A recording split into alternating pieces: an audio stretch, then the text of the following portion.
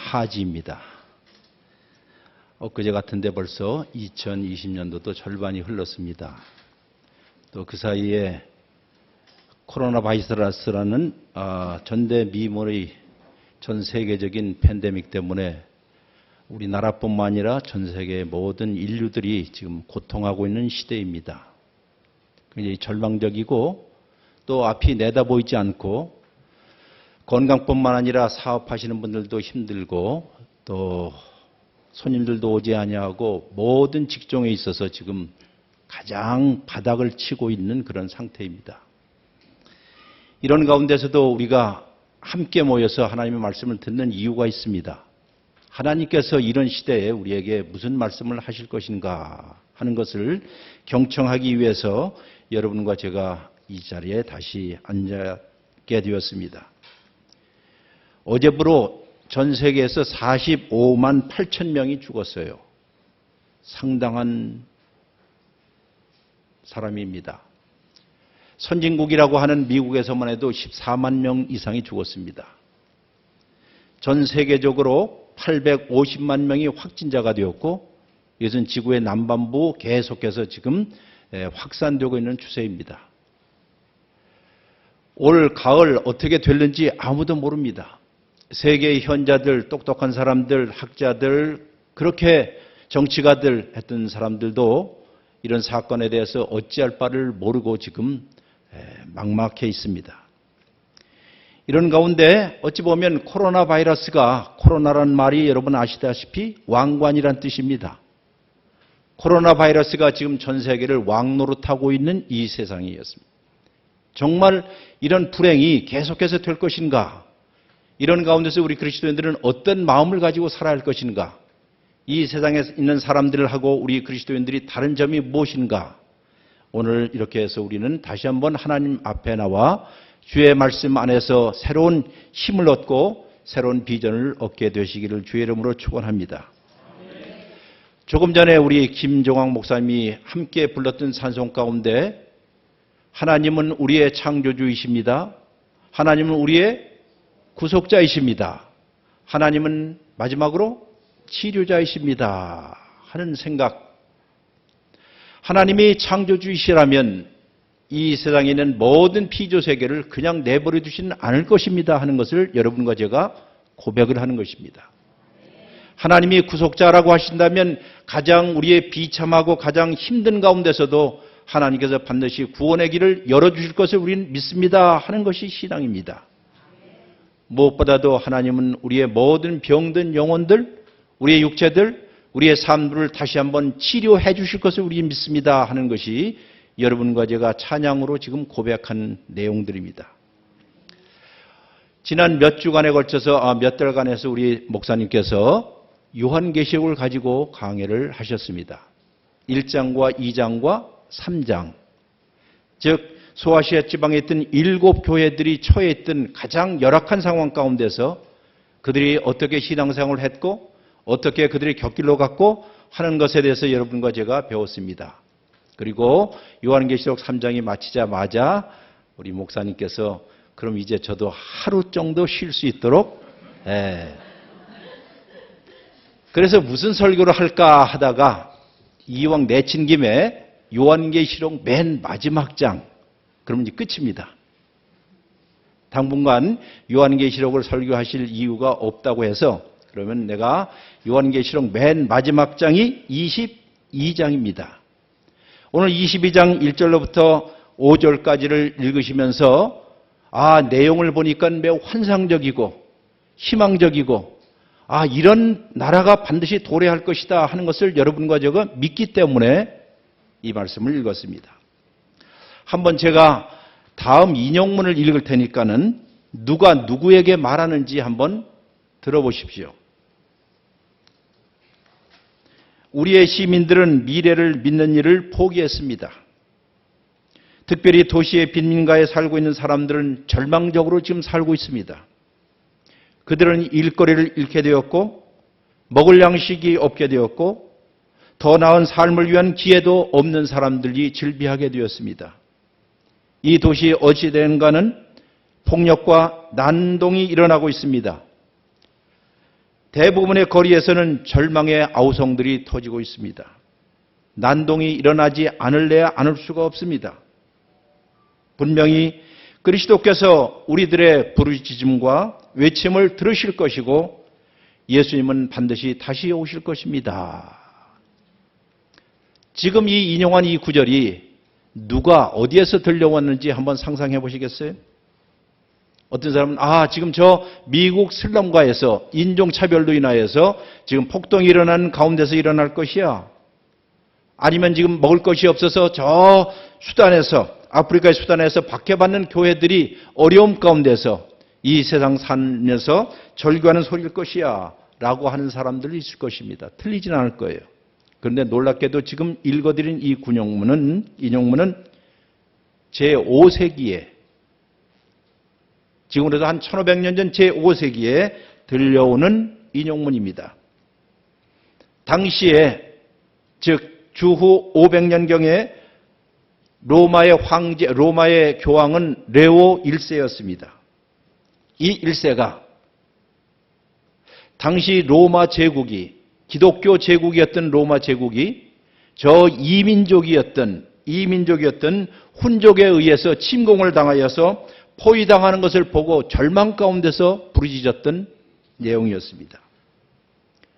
그 교황이 로마 제국이 멸망하고 포기되는 것을 바라보았을 때 그는 이 세상에 끝장이 오고 있구나. 이 세상에 종말이 오고 있구나 하는 생각을 하게 되었습니다. 어찌 보면 오늘날 많은 사람들도 이것이 혹시 인류의 종말이 될지 모르겠구나 하는 생각 있는 사람들은 지금 하고 있어요. 백신이 발명되기 전까지는 계속해서 사상자는 늘어날 것이고 우리의 사업들은 실패할 것이고 사람들은 죽어갈 것이고 너무너무 힘든 가운데서 이런 절망적인 상황 가운데서 세상에 끝이 오고 있구나 하는 생각을 그런데 기독교 역사 우리 학자들은 역사에 대해서 아주 유머러스하게 얘기한 적이 있습니다. 이 세상은 항상 끝장나고 있었어. 이렇게. 이 세상이 한 번도 끝장나지 않은 적은 없었다는 뜻이에요.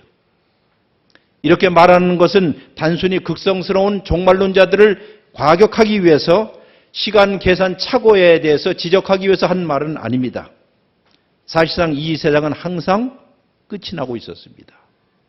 여러분과 저의 삶도 조금만 생각해보면 항상 우리가 살고 있는 세상에는 종말이라는 것이 오고 있었습니다.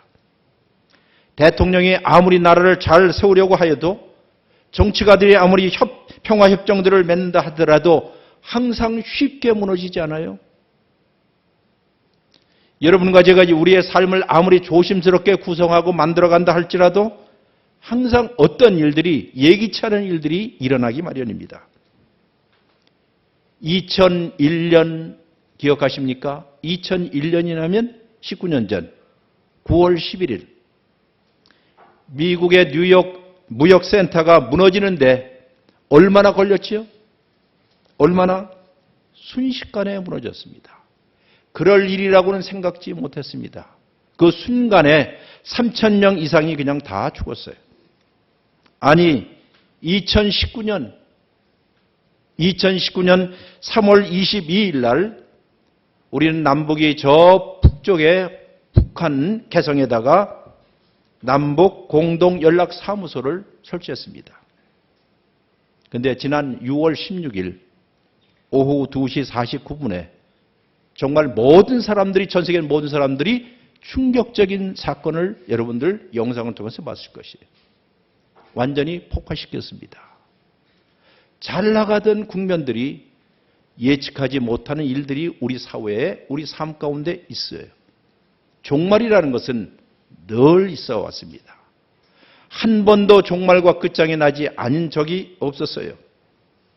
사실상 불도저로 허술한 집 한 채 날려버리는 것, 이것은 순식간에 일어납니다. 이거는 개인적으로도 그렇죠. 우리가 불같은 성격이 있으면 오랫동안 쌓아왔던 인간관계를 순식간에 날려버리는 것도 우리가 경험하셨을 것이에요. 무너져 내리는데 그렇게 길게 오랜 시간 걸리지 않습니다. 끝장이 나는데 그렇게 오래 걸리지 않습니다. 이런 것처럼 우리가 알고 있는 이 세상은 늘 항상 끝에 종말이 다가오고 있고 종말을 경험하고 있습니다. 사실상 우리가 이런 일들을 피한다고 해서 피하면 그 사람은 행복할 수 있겠지만은 그러나 모든 일들은 자그마한 데서부터 계속 축적되기 마련입니다. 이 권투라는 걸 여러분 아실 거예요. 권투에서 아주 강력한 어퍼컷, 라이트, 레프트 이걸 돌린다고 해서 쓰러지는 것이 아니라 권투 선수의 말에 의하면 별거 아닌 것 같은 잽 있죠, 잽. 잽을 계속 맞다 보면 어느 순간 무너져 내린대요. 일순간에 우리 신앙도 갑작스럽게 무너지는 법은 없습니다. 종말이라는 것은 갑자기 오는 법이 없어요. 계속되는 자그마한 것들, 예를 들어서 여러분들이 만성적인 불평의 생활을 계속한다고 해보세요. 늘 항상 입에 불평을 담고 산다고 한다면 그것이 어느 순간 자기의 인생, 우리의 인생을 무너뜨릴 수도 있을 것이에요. 특별한 이유도 없으니까는 늘 입이 아프니까는 입에 불평과 짜증을 달고 산다는 말입니다. 아니면 우리가 만성적인 병들이 있으면 그것이 조금씩 쌓이기 시작하여서 어느 순간 우리를 몰락시키거나 붕괴시키는 일들이 있습니다. 바로 이것을 보게 되면 우리가 알고 있는 세상이 어느 순간 무너져 내려요. 건강했던 사람이 병원에 갔다가 의사의 진료의 결과를 보면서 이제는 내 인생이 끝이야 라고 하는 순간도 있잖아요. 이런 일들을 우리는 종종 나뿐만 아니라 다른 사람을 통해서 경험하기도 합니다. 그럴 때 세상이 끝장난다는 말을 합니다. 세상이 무너져 내리는 것 같습니다. 언제 여러분과 저의 삶 가운데서 이런 일들을 경험하셨습니까? 언제요? 자기가 그렇게도 사랑했던 사람이 이 세상을 떠날 때에 세상이 끝이구나 하는 그 순간을 경험해요. 아니면 요즘처럼 직장을 잃어버린 분들도 있어요. 참 힘들게 삽니다. 어찌할 바를 모릅니다. 아니면 아무리 투병을 해도 미래가 보이지 않고 전혀 회복의 때가 보이지 않을 때 우리는 이렇게 주저앉을 수도 있구나 하는 생각을 하게 됩니다. 살 얼음판과 같은 관계들이 일순간 깨어지면서 깊은 바닷물 속으로 들어가는 것처럼 어려움을 겪을 때 이렇게 종말이 오는구나 하는 것도 알 수 있을 것이에요. 아니면 요즘처럼 직장을 찾으러 쿠팡을 가든지 어디를 가든지 사방에 돌아다녀도 전혀 장기적인 대책이 없는 정말 절망 가운데 희망이 전혀 보이지 않을 때 우리는 하늘이 노랗다 하는 생각을 하고 있어요. 이것을 우리는 전문적인 용어로 희망의 죽음이라고 그래요. 희망의 죽음. 희망이 죽었다는 뜻이에요. 그러나 분명하게 성경은 매우 당차게 주장합니다. 이런 끔찍한 일이 발생한다 할지라도 우리는 끝장에 있는 것은 아니다라고 얘기하는 거예요. 우리는 막장에 있는 것이 아니라는 것이 성경의 강력한 가르침이요. 여러분과 제가 마지막까지 붙잡아야 할 하나님의 음성입니다. 우리는 막다른 골목에 있는 것이 아닙니다. 이것이 종말이 아니라는 뜻이에요. 왜냐하면 성경은 말하기를 이런 식으로 끝이 나는 것은 아니다라고 얘기하고 있어요. 왜 그럴까요?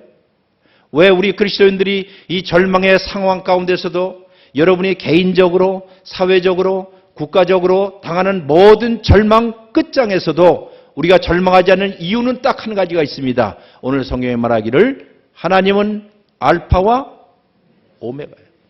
다시 말해서 하나님은 끝을 쓰셨다라고 얘기하는 것이에요. 그리고 끝을 쓴 이야기가 오늘 여러분과 제가 읽은 요한계시록 맨 마지막 장 22장에 있는 말씀이에요. 달리 말해서 하나님은 종결자라는 선언입니다. 나도 이렇게 믿고 여러분도 그렇게 믿기를 바랍니다 하는 것이에요. 우리의 인생에서 하나님만이 종결자요. 하나님만이 끝을 보시는 분이시고 하나님만이 마지막 피어리어드를 찍는 분이 하나님이시다 하는 뜻이에요. 그러므로 이 세상의 그 어떤 일도 여러분과 제 삶의 어떤 일도 공포와 파멸로 끝나지는 않을 것이라는 것을 우리는 굳게 믿습니다 하는 것이에요. 하나님이 말씀하십니다. 나는 처음이요 나중이며 나는 시작이며 끝이다 라고 말씀을 하십니다.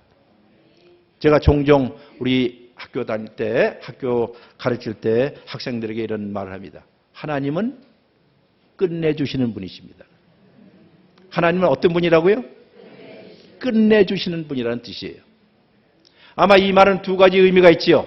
최종적인 종결자가 하나님이시라는 뜻이고 그 끝은 항상 희망의 미래를 담고 있다는 뜻일 것이에요. 하나님만이 모든 이야기의 종결자이십니다. 달리 말해서 여러분과 저의 삶에 있어서 인생 스토리에 있어서 마지막 방점을 찍으실 분은 하나님이시기 때문에 그 하나님을 신뢰하고 의지하기 위해서 믿음 가운데서 사시기를 주의 이름으로 축원합니다. 왜 우리는 이렇게 희망을 고집할까요? 어떤 사람 말을 완고한 희망이라는 말을 썼습니다. 완고한 희망. 사실 이 책 이름은 오바마가 쓴 책 이름 중에 하나가 완고한 희망이라는 말씀. 즉 굴하지 않는 희망이라는 뜻이에요. 절망 가운데서도 결코 희망의 끈을 놓지 않고 사는 것, 이것이 말로 신앙을 가진 사람들이 가져야 할 영적인 근육 중에 하나인 것입니다. 왜 우리는 이런 고집적인 희망, 완고한 희망을 고집하는 것일까요? 왜 그럴까요? 그것은 하나님이 종결자이기 때문이란 뜻이에요. 하나님만이, 다시 말해서 우리는 우리의 이야기가 여러분 개인의 이야기와 우리 교회의 이야기와 우리 사회의 이야기와 온 피조 사회의 이야기가 어떻게 끝나는 줄을 알기 때문이라는 것이에요. 믿지 않는 사람들은 절망 가운데 있지만은 우리 믿는 사람들은 오늘 요한계시록 22장 맨 마지막 장을 갖고 있습니다. 하나님께서 여러분과 저에게 읽도록 하신 이유는 바로 이 이야기입니다.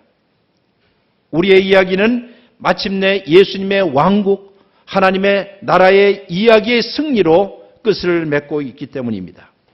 하나님의 도시, 신국이라고 불리는 City of God이 하늘로부터 비참하게 불행 가운데 있는 무릎을 꿇을 수밖에 없는 인류에게 내려와서 우리 죽음 가운데 있는 우리 모든 사람들에게 예수 그리스도를 통하여서 아니야 죽음 너머에 영원한 생명이 있음을 우리에게 가르쳐 주신 것이 바로 예수 그리스도의 사건이에요. 그리고 어느 날 성경은 말합니다. 어느 날 죽음은 죽게 될 것이고 사람들의 모든 눈에서는 눈물들을 씻겨줄 날들이 올 것이고 그때는 더 이상 어둠이 없고 밝음만이 있고 빛 가운데서 모든 사람들이 하나님을 경배하게 될 날이 있을 것이다 라고 얘기하는 것이에요. 세계의 역사든 여러분 개인의 역사든 그 역사는 결코 헐겁거나 느슨하지 않다는 사실들을 쉽게 무너져 내리지 않는다는 사실들을 성경은 이야기합니다. 왜냐하면 하나님께서 이 세상을 만드셨을 때 단호하고 강고하고 결정적으로 창조하셨기 때문이시고 그리고 그 역사 가운데 예수 그리스도라는 분을 보내셔서 타락하고 깨어진 이 세상에 구원의 희망을 주시고 누구든지 예수 그리스도를 믿는 자에게는 영원한 생명이 있다는 것을 여러분과 저에게 알려주셨기 때문입니다. 시작하시는 분이 하나님이시라면 이 시작을 끝을 내시는 분도 하나님인 것을 우리는 믿기 때문에 이 자리에 나와 있습니다. 처음서부터 마지막까지 한 분 되신 예수 그리스도에 의해서 통제되고 이끌어져가는 이 세상을 우리는 믿는다는 것이에요. 물론 우리는 살면서 세상이 악화되고 힘들다는 것도 알아요. 정치적인 선택들 잘못할 수도 있어요. 군사적인 결정들이 제대로 작동하지 않을 수도 있습니다. 혹은 이 세상은 문제투성입니다. 사회적인 혼란은 가속될 수 있고 사방의 폭력은 증가될 수도 있을 것이에요. 물론 그런 말들은 틀린 말들은 아닙니다. 그러나 여러분과 제가 바라다보는 시선은 오염된 창문으로 세상을 바라다보는 것이 아니라 깨끗하고 맑고 분명한 성령님의 인도하심 가운데 우리는 성경을 통하여서 이 세상을 바라보기 때문에 세상 사람들이 바라보는 것과는 다를 수밖에 없습니다. 그러므로 나는 우리 교회에 있는 모든 성도들에게, 영적인 지도자들에게 이렇게 부탁하고 있어요. 희망의 남자가 되십시오. 희망의 여인들이 되십시오. 희망을 말하는 장로님이 되십시오. 희망을 말하는 권사님이 되십시오. 희망을 말하는 집사님이 되십시오. 희망을 말하는 성도들이 되시기를 주의 이름으로 축원합니다. 왜냐하면 아직 게임은 끝나지 않았기 때문이에요. 아직 이야기가 끝난 것도 아니기 때문입니다. 바로 이야기가 끝나지 않은 사람들처럼 우리의 마음속에 영원한 희망을 갖고 소망을 가지고 살라는 것입니다. 이것이 바로 우리에게 있어서 신앙이 필요한 이유인 것이에요. 신앙. 하나님이 우리의 삶의 마지막을 쓰고 있다고 한다면 여러분과 제가 어쩔 줄 몰라 하는 일들보다도 가장 장엄하고 영광스러운 상태로 종말은 올 것이에요. 오늘 여러분과 제가 읽은 말씀이 몇 장이죠? 22장이에요. 한번 그 구절을 다시 읽어드립니다. 천사가 수정같이 맑은 생명수의 강을 내게 보이니 하나님과 및 어린 양의 보좌로부터 나와서 길 한가운데로 흐르는데 강 좌우에 생명나무가 있어 12가지 열매를 맺되 매 달마다 1월 달에 이런 열매, 2월 달에 이런 열매, 3월, 4월, 5월, 10월, 11월, 12월 매 달마다 풍성한 열매를 맺고 그 나무 잎사귀들은 무엇을요? 만국을 치료하기 위하여 있더라는 것이죠. 얼마나 환상적이고 얼마나 희망 섞인 종말입니까? 이렇게 이야기가 끝나고 있어요. 여러분들이 성경을 창세기를 읽어보시면 창세기 1장과 2장은 가장 영광스럽고 찬란한 시작으로 시작합니다. 그리고 성경의 맨 마지막인 요한계시록 21장과 22장 역시 영광스럽고 찬란하게 끝을 맺습니다. 물론 그 가운데는 무엇일까요? 물론 그 가운데는 엉망진창일 거예요. 여러분과 제가 살고 있는 이 가운데는 엉망진창일 것이에요. 그럼에도 불구하고 처음과 끝에 영광스럽고 찬란한 시작과 끝이 있다는 것을 우리가 믿는다면 하나님 지금 앞이 보이지 않고 절망스럽고 실직을 하고 가계의 지출이 점점 힘들어지고 미래가 보이지 않는 상황 가운데서 우리는 분명히 믿습니다. 시작하시는 분이 하나님이시라면 끝을 맺는 분도 하나님 것을 우리는 믿습니다 하는 것입니다. 그리고 하나님이 우리를 반드시 치료하실 것을 우리는 믿습니다 하는 것이에요. 하나님은 멋진 시작자요, 멋진 끝내주는 종결자라는 가르침입니다. 이제 여러분과 제가 이 말씀을 통해서 무엇을 알 수 있어요? 그것은 바로 그리스도께서, 성경에 보면 그리스도께서 도시마다 거리마다 걸으시면서 그 거리들을 거룩하게 만드시고 희망의 가능성으로 가득 채워주시기를 위해서 지금도 그리스도께서 우리 사이를 걷고 있다는 뜻이에요. 여러분과 저희 사이를 걷고 있고 우리 가운데 걷고 있고 코로나로 인해서 절망하는 사람들에게 아니야 그리스도인들이여 내가 너와 함께 지금 너희 속에 걷고 있어. 그리고 구주 그리스도께서는 시작하실 뿐만 아니라 끝까지 일하고 있다는 약속, 이것이 바로 우리가 갖고 있는 희망의 본질이에요. 희망과 소망의 본질이에요. 그래서 저는 우리 그리스도인들이 신앙의 길을 걸어가면서, 여러분과 제가 걸어가면서 지금까지 우리 무지개 교회가 걸어왔던 길, 또 새로운 인도자를 통해서 앞으로 걸어갈 이 길 내에 처음서부터 끝까지, 시작서부터 마지막까지 하나님께서 우리와 함께 계신다는 정말로 믿는 사람들, 정말로 신앙하는 사람들, 그런 사람들이기를 소원합니다는 것이. 전에도 불렀지만 제가 좋아하는, 아마 여러분도 좋아하는 찬송가 가운데 이런 찬송가가 있어요. 나의 갈 길 다가도록. 우리 인생은, 신앙은 길이라고 했잖아요. 나의 갈 길 다 가도록 그 다음 예수 인도하십니다. 굉장히 오래된 찬송이지만은 나의 갈 길, 나의 신앙의 길, 그것이 구분길 어떤 길인다 할지라도 예수께서 나를 인도하시니 내 주 안에 있는 긍휼을 내가 어찌 의심할 수 있겠어요? 하나님께서 우리를 향하신 긍휼, 하나님께서 우리를 향하신 자비하심, 하나님께서 나와 함께 하시는 그 약속을 내가 어찌 의심할 수 있겠어요? 하는 것이 스스로에게 질문하는 것이에요. 그리고 그 다음 문장이 믿음으로 사는 자는 뭐죠? 하늘 위로 받겠네. 저는 이 찬송을 종종 혼자 부릅니다. 나의 갈 길 다 가도록 한번 불러보실까요? 시작.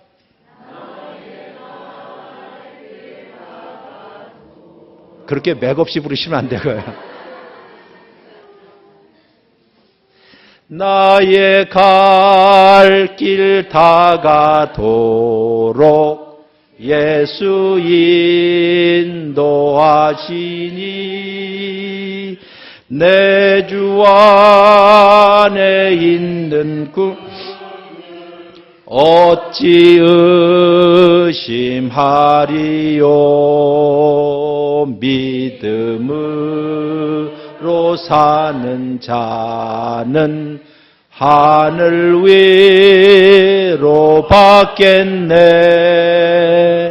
무슨 일을 만나든지 만사 형통하리라. 무슨 일을 만나든지 만사 형통하리. 이것이 신앙의 노래입니다.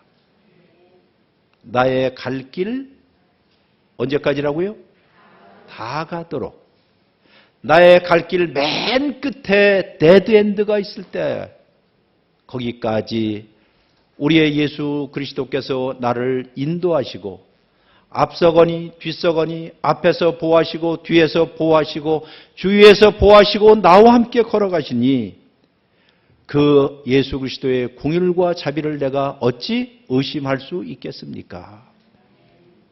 믿음으로 사는 자는 어디 위에요? 하늘에서 내려오는 위로, 하늘에서 주는 힘, 하늘에서 주는 능력으로 넉넉히 이길 것입니다. 아마 여러분들이 요한계시록 목사님을 통해서 반복적으로 3장까지 읽으면서 거기에 나오는 중요한 단어 하나 있어요. 이기는 자에게는 그런 말 있지요. 있다고요. 뭐라고요? 이기는 자에게는, 극복하는 자에게는. 옛날에 제가 공부했던 신학교의 교장 선생님이었고 그 다음에 주석가였던 핸드릭슨이라는 그 학자가 그 요한계시록을 주석을 쓰면서 제목을 정말 멋지게 썼습니다. 그 제목은 More than Conqueror. More than Conqueror.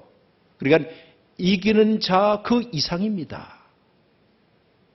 정복자 그 이상입니다. 이 세상에 여러분과 제가 극복해야 할 수많은 일들이 있지만은 그러나 그것을 번역한다면 넉넉히 이긴다는 뜻이에요. 그냥 간신히 이기는 것이 아니라 넉넉히 이깁니다.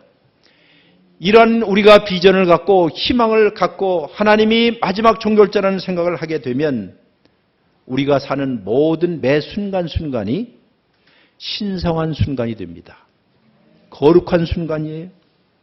다시 말해서 하나님의 임재를 볼 수 있는 순간이 된다는 것이. 매 순간순간이 하나님의 임재. 달리 말해서 건강할 때도, 병들었을 때도, 기쁠 때도, 슬플 때도, 성공할 때뿐만 아니라 실패할 때도 모든 경우와 모든 순간에 하나님의 임재를 경험하는 거룩한 순간이 된다. 우리의 모든 삶이에요.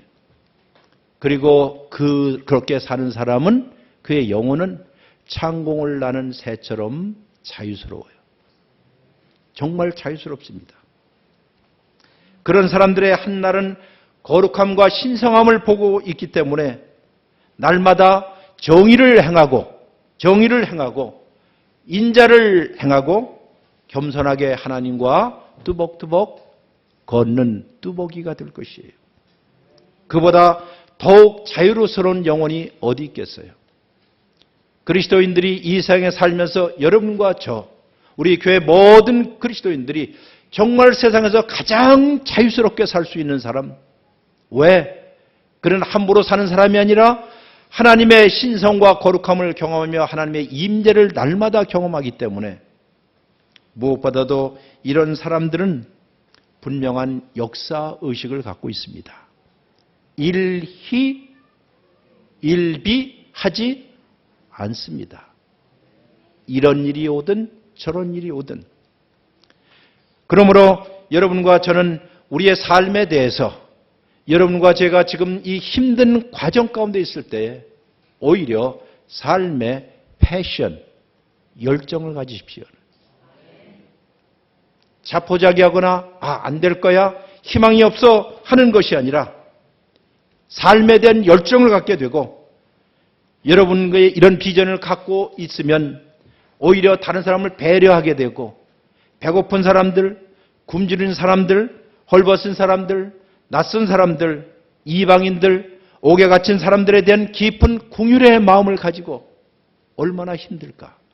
얼마나 배려를 하고 연대의식을 갖고 모든 일을 할 때마다 예수님께 하듯이 우리는 누구에게도 그렇게 할 것이. 그리고 여러분 주위에 있는 사람들, 이 주위에 있는 세상을 바꿔 놓을 수 있는 힘을 하나님께서 여러분과 저에게 주셨어요. 멀리가 아니라 어디 가장 가까운 데서부터. 무엇보다도 이런 비전과 희망을 갖는 사람들이 있다면 우리는 마지막으로 기쁨을 누리게 될 것입니다. 기쁨 가운데 살 것입니다. 이것이 그리스도인이 이 세상 살아가는 삶의 비밀이에요. 다른 사람들이 알 수 없는 내재적인 저 속 안에 있는 기쁨들, 그 무엇으로도 다시 한번 표현할 수 없는 그 기쁨들. 왜냐하면 여러분들은 오늘 요한계시록 맨 마지막 장, 맨 마지막 이 보여주고 있는 이 놀라운 희망의 빛, 현란한 미래의 빛을 가지고 현재를 살고 있기 때문에 아마 이럴 때 우리는 찬송 하나가 또 떠오르죠. 대산을 넘어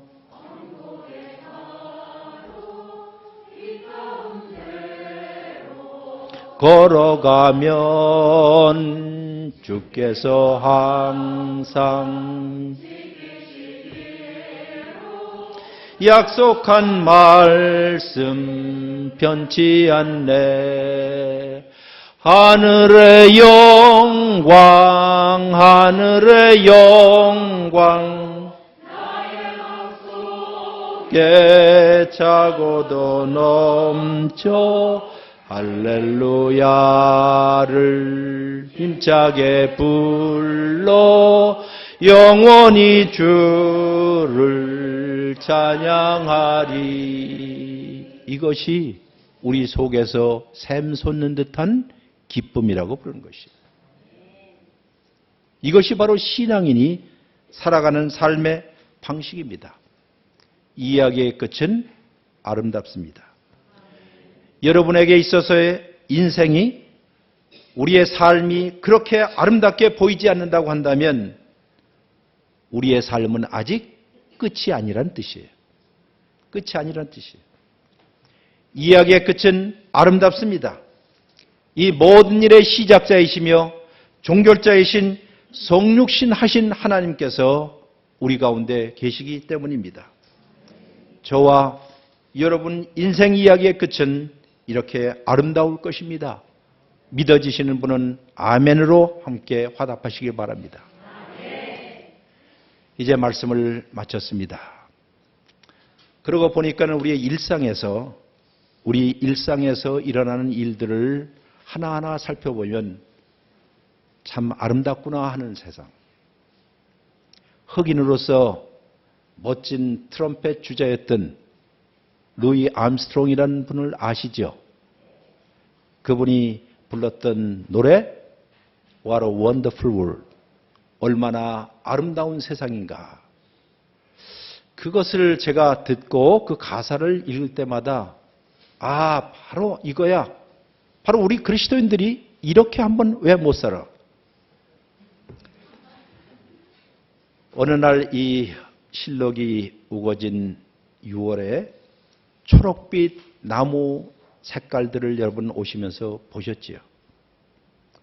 요즘 빨간 장미들이 사방에 펴 있어요.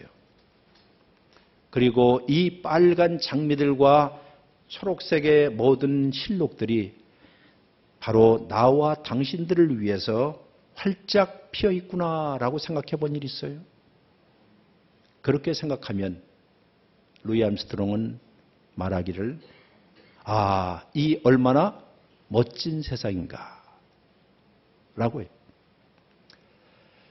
하늘을 한번 보세요. 요즘 깨끗해요. 오히려 코로나 때문에 오히려 이 온 피조 세계가 다시 회복되는 듯 깨끗해요. 파란 하늘, 푸른 하늘, 그리고 흰 뭉게구름들을 한번 보십시오. 축복받은 화창한 대낮을 보시고 어둠이 점점 올 때의 신성한 어둠들을 한번 생각해 보시고 하루를 생각합니다. What a wonderful world. 얼마나 아름다운 하루였는가.